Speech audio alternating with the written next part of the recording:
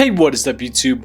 Welcome to the Cusp of Interest. Alright, so recently I picked up a refurbished OnePlus 7 Pro. And sometimes I really don't know why people buy new phones anymore.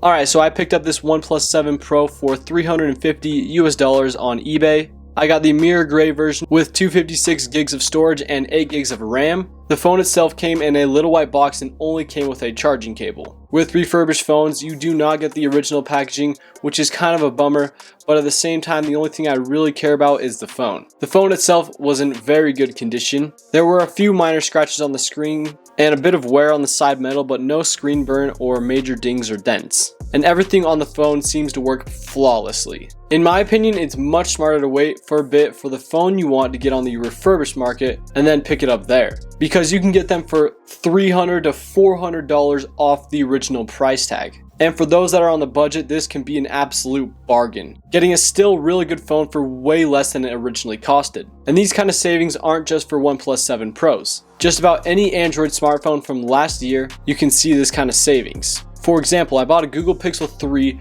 for around $200, practically in mint condition, and originally the new ones were selling for $550 at the time. So essentially I saved $350 by buying a refurbished phone.